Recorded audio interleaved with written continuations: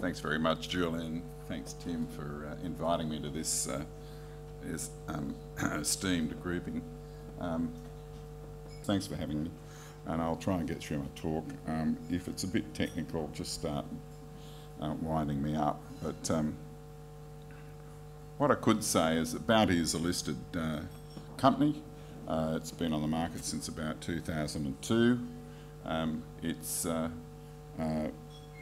survived and prospered through the GFC, and we've got some revenue. So just briefly, this year we've got about $1 million in gross revenue for the half year, similar, a little bit down from last year, but we'll have increases this year from West Queensland. Current assets at 31st of December, 6 million, and in a strong position, no debt. Our oil business strategy is on track to provide further growth. During last year, we acquired 100% of a block that we own 15% of near the Montara field called ACP 32.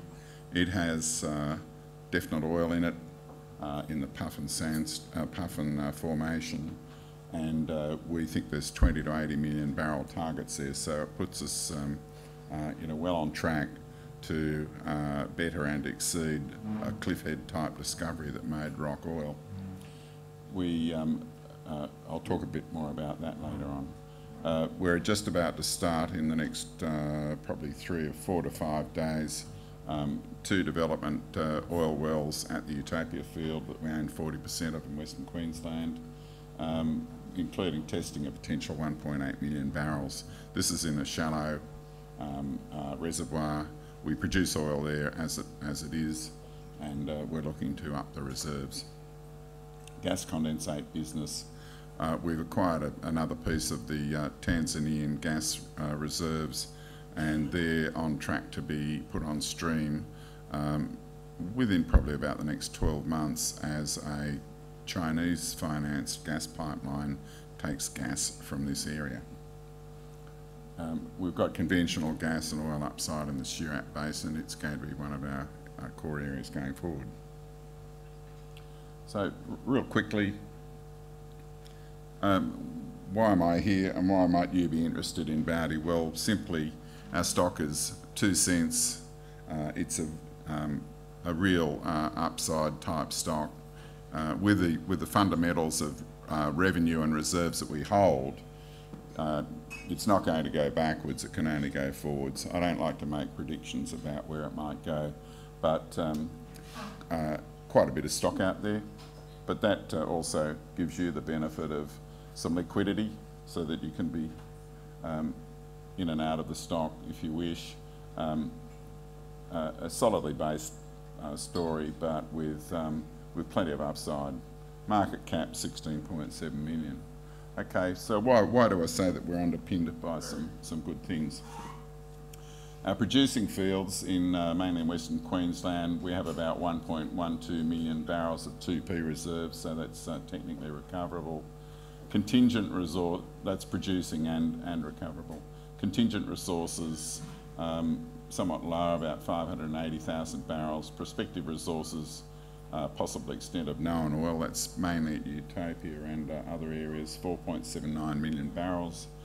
Nyuni at Tanzania, we have about 200 and prospective resources there, 238 BCF. Timor Sea, prospective resources of 76 million barrels in 3 targets. And PEP 11, offshore Sydney Basin, potentially 24 million barrels of oil equivalent.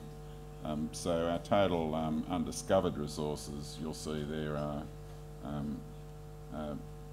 a very significant 143 million barrels of oil equivalent.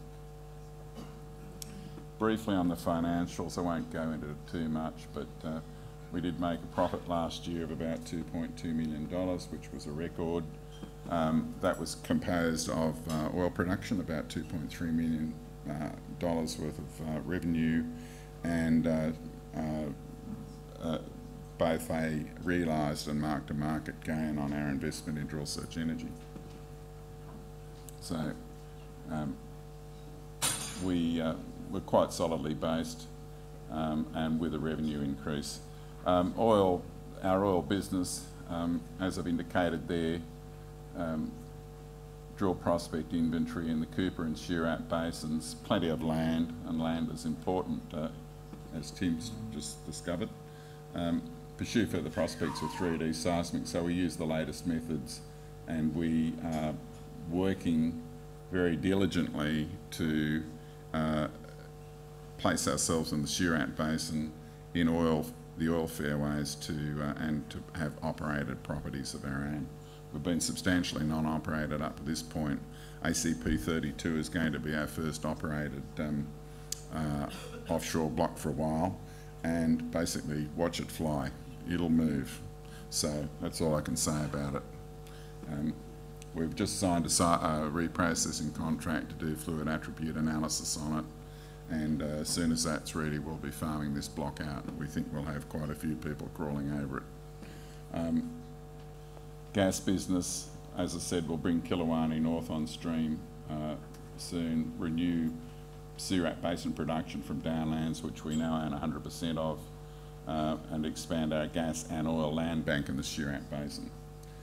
Growth, I've indicated those growth projects. Unconventional, we have some unconventional interests. They're not a high priority for us at this stage, but they're sitting there. We have very much focused on conventional oil, and also because of our Circumpacific Basin acreage, we're very interested, and we have some conventional gas prospects coming along, and there's a very serious gas shortage, which you may have read about, that people are bleeding about in Eastern Australia. So we have the capacity to tie gas in there. Okay, just briefly, where are our projects in Western Queensland? Utopia, which I've mentioned, we're in the Nakala block. We have 2% of that operated by Santos. We've had some nice little discoveries there, and it's throwing off some very nice revenue. We're in PEL 218, where Beach is very active, but we are in the post-Permian joint venture. We're not in the deep gas, shale gas play. However, in the well just to the east of there, Icon Energy announced a little while ago, a couple of months ago, that they'd got a 200,000 cubic feet per day gas flow from the Napameri formation, and we've mapped that Napameri formation quite extensively in this 1,600 square kilometre block. So we're hopeful that there's gas in our joint venture, but it's not the primary focus of the operator, Beach. We're drilling some deep holes in this area, but each one of those holes goes in, covers our work commitment, and also generates data. So this area is becoming a lot better known, and we're just sitting there going along for the ride, basically. Okay, just Utopia, as I indicated out here, so I'll say a little bit more about that. The two development holes that are coming up, currently the Utopia 13 is being drilled in here. We went non-consent on that. We are participating in Utopia 12, which is higher than the main producers in the Utopia Central field. This has all been outlined by 3D Seismic. We've invested, us and the joint venture have invested about $3 million in 3D over this whole area. And this is a very conservative mapping of the area above the oil-water contact. This area is a lot more extensive than what's indicated here, but we're not exactly sure till we drill these holes. So Utopia 12, what we'd like to call a no-brainer, up dip from existing producers. Utopia 14, it's 2,000 metres, which is quite a distance from a known oil discovery in Euphoria 1. Quite high structure. We expect these two wells to produce net to us about 25 barrels a day, 50 barrels. These are low, sort of fairly low productivity wells, but very shallow. So if this works out, we'll be doing a lot of development wells in here and chasing up these other targets. So 50 barrels a day is going to generate some nice change for us at $120 tapas. Circumpacific Basin, we own the Downlands gas plant. It's going through regulatory approvals at the moment in this area. It's got the main interest we have in downlands is a potential 3 to 5 million barrels of oil in place that came in Downlands 3, which is the first significant Tinawan formation oil discovery in this part of the world.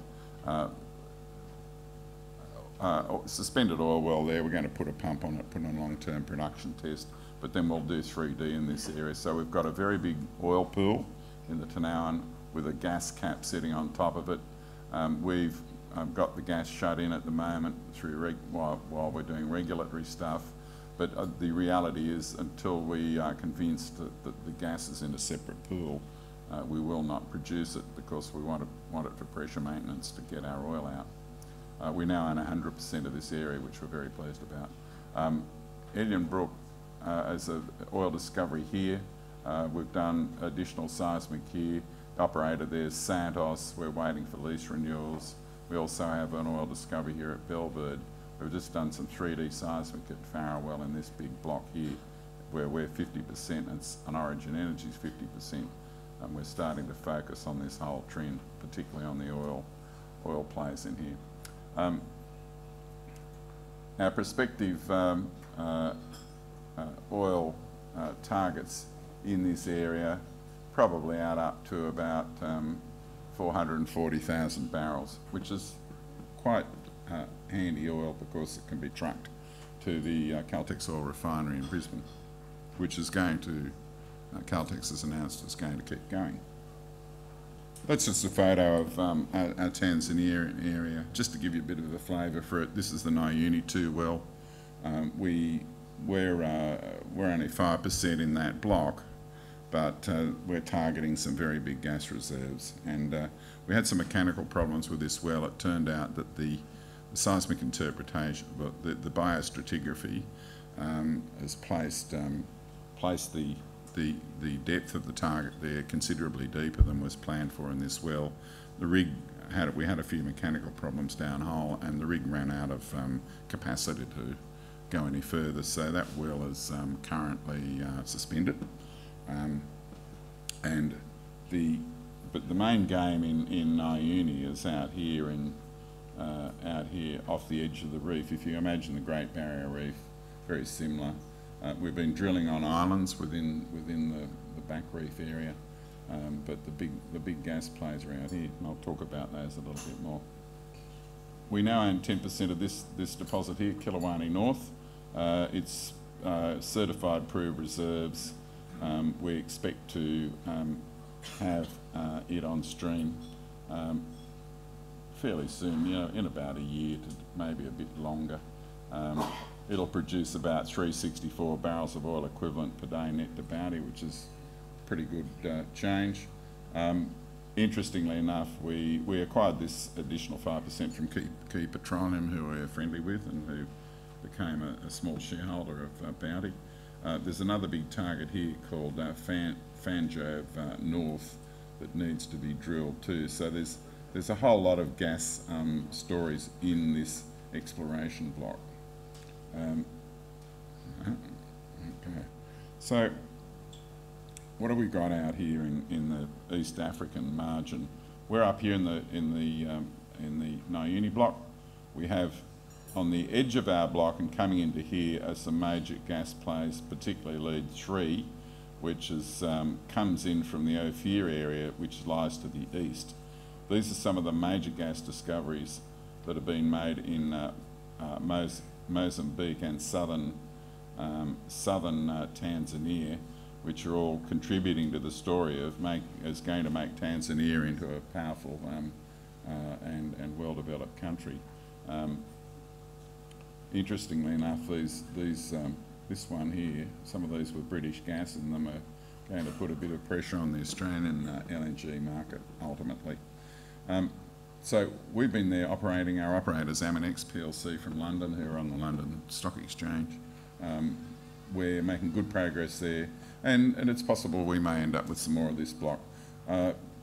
Holes off here are expensive, $40–50 million, semi-submersible, but major targets. So we're very chirpy about the fact that we've got a big target coming into our area.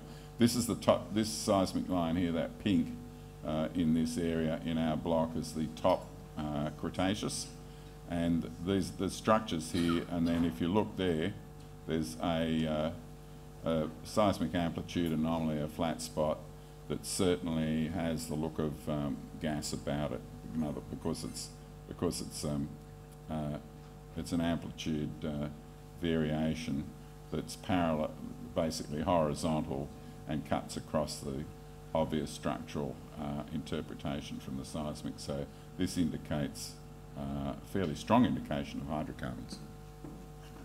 So that's essentially Tanzania. The targets, the total gas targets in our block are 2.6 trillion cubic feet of gas, and we have an interest in that of 5%. So we wouldn't want to have a big interest in it, but we may end up with a bit more. Okay, moving on to ACP32, which is the principal area. Basically, 100% of it, drilled Wisteria here, Wisteria 1, some years ago, hit the Puffin Formation, didn't hit the sand. We hit there's two sections to it, there's the sand and the shale. We've got oil shows all the way through that. We think we were just west, a bit to the east of the pinch out, and there's the hole. We also think that the target's actually a bit to the north, it's trapped. Interestingly enough too, there's gas in higher horizons controlled by these faults. So there's a strong indication of some gas coming out of here. This is a probability of a sand body with anomalous amplitude, so and it's sort of a re-entrant. So we're kind of very chirpy about this area.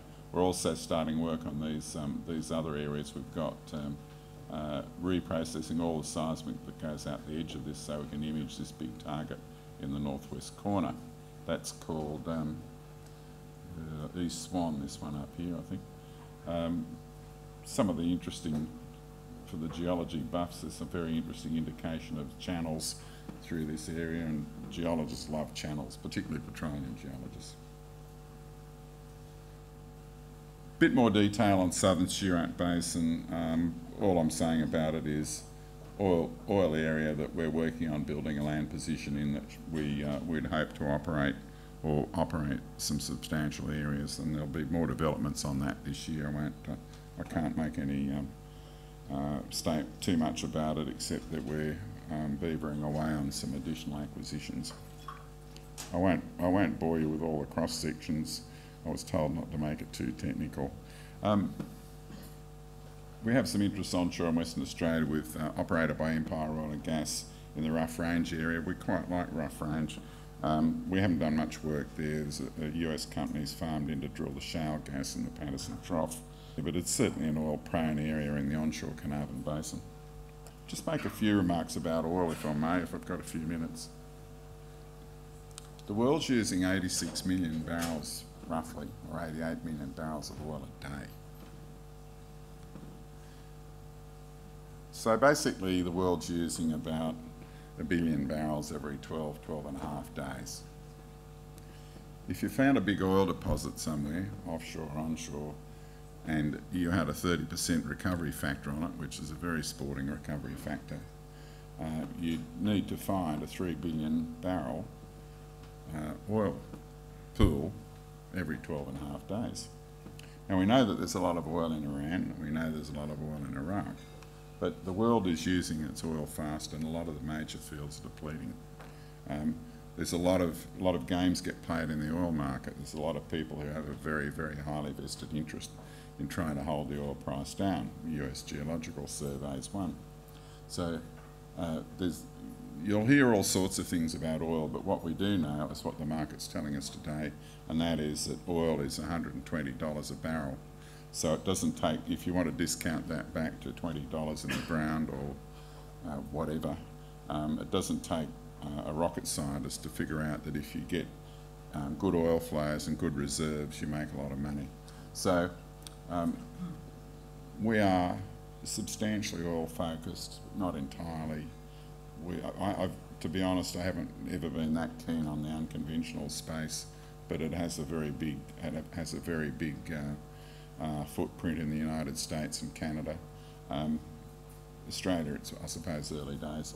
We're just focused on stuff where there's proved oil, where we can get some money moving quickly, and then we will have major upside on some of our projects and any other projects we might come along with. So keep an eye on us at 2 cents. You know, a solid story with oil upside. Thanks very much.